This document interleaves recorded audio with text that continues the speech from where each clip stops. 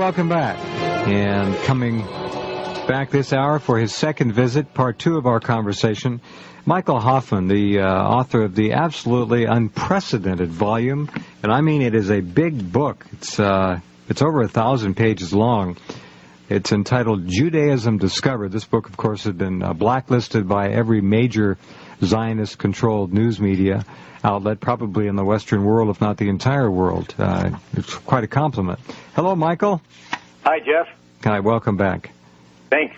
What's going on with this story of yours in light of the exposition, shall we say, the unavoidable, obvious exposition of the simple fact that the Zionist Jewish state of Israel is anything but the wonderful, friendly little democracy in the Middle East that has commanded so many hundreds of billions of American taxpayer dollars and, of course, has been using its past sufferings to dupe and deceive much of the Western world into supporting it and allowing it to get away with what amounts to bloody murder.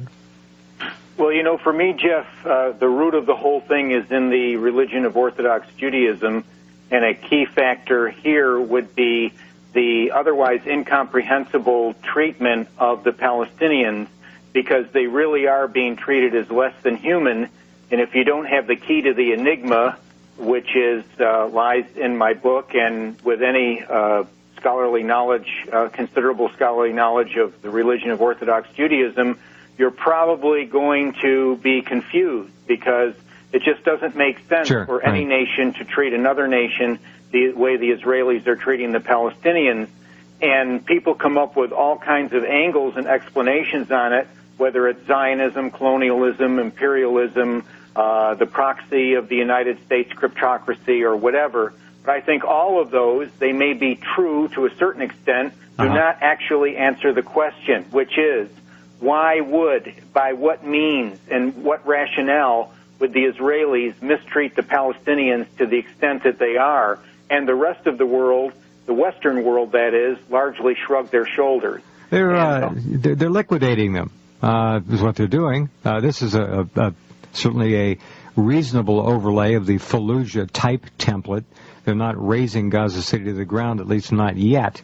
But it appears to be a liquidation, another of what was done to the American indigenous peoples. They're taking what's left of the land that these poor people are pushed into, and they're going to resettle it. They're already declaring a permanent buffer zone will be set up, meaning they're acquiring more of Gaza. It'll be smaller and smaller. I see this as an extermination. Yes, they're shooting people who are waving white flags, who've been told to evacuate their homes. Then once they go to an evacuation locale, they're gunned down there because they've actually been tricked into leaving the comparative safety of their homes. Right. And then once they've been exposed to the gun sights of the Israeli army, they can be shot down with impunity. We see the world going to the streets. Really hundreds of thousands, if not millions of people have demonstrated around the world about this. And yet the governments of the Arab world, and certainly the Western governments, largely remain silent or apologist in their mode and their contemporary view of this, formal, official contemporary view of this slaughter. It is rather an interesting dichotomy when you think about it. It does show an astonishing control element at some level of a very great and vast amount of the world as we know it. Well, they are succeeding to a certain extent. In the long term, they're going to fail because you cannot defeat a nation, and this is one of the truisms of wiser and cooler heads in statecraft. You cannot defeat a nation by force of arms short of outright extermination. And so what you really have in the short term, then, is the winning of the Hasbara, or propaganda war, which the Israelis and their Zionist fellow travelers in Hollywood and New York are past masters at. And as a result of that and a lot of financial chicanery and other means, they have gotten on board the governments of Saudi Arabia, Jordan, and Egypt. But I think there's going to be a bitter price to pay for that in the future for these nations.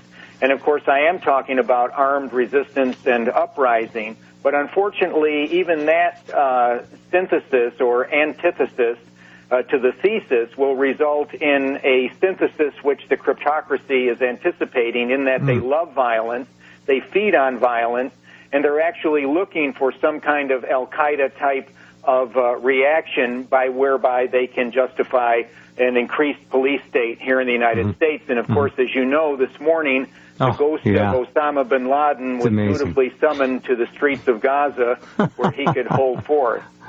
Another fake audio release. The guy's been dead for years, probably, and here he is again, coming to the rescue of the Talmudists, so to speak. It's pretty obscene. Well, that's about the only card they have to play right now because the others are being exhausted.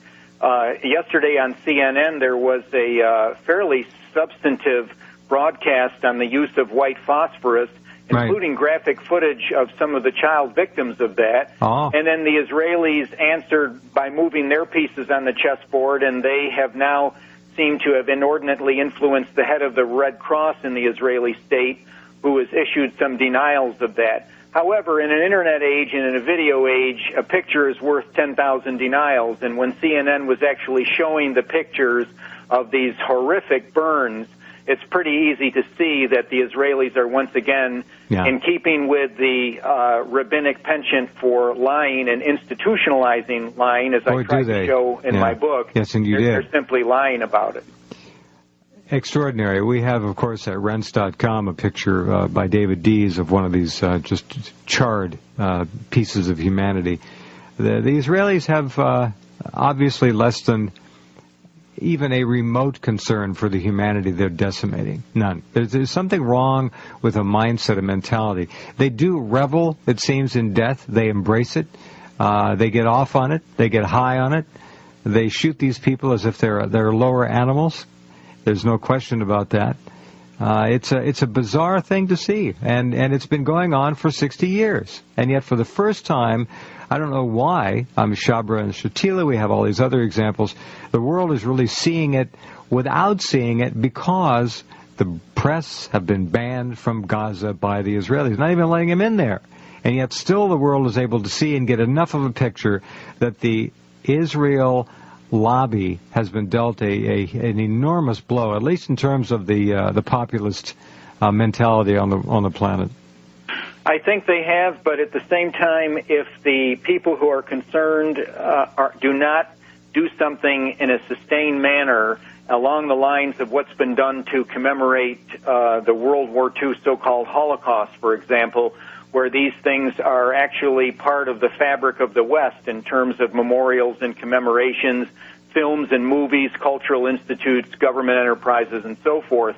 Without that, what I have found as an observer on this scene for some 26, 28 years is that there is a momentary shock and awe at the savagery of the Israelis, and then with the passing of time, it's either forgotten or the cryptocracy is able to put forth some Arab patsies who commit some commensurate outrage, and then all of the memory is on that outrage and forgetting that it was actually retribution for a previous massacre, which is then down the Orwellian memory hole. Of course, and that's the reason the rockets were being fired, the bottle rockets were being fired into Israel, because the Israelis have begun to shut everything down, cutting off food, medical supplies, basic necessities of life, forcing this little pittance of a response. Now, if a rocket were to hit an Israeli school and kill 4 or 5 school children, the deaths of those 4 or 5 school children would be blown up graphically in the international Zionist/Israeli sympathetic or owned media. And all of a sudden, the 1,000-plus men, women, and children who have been slaughtered in Gaza by the Israelis would be equal at best to the loss of 4 or 5 Jewish children in a school should a rocket ever hit one. I mean, that's the kind of thing I think you're talking about.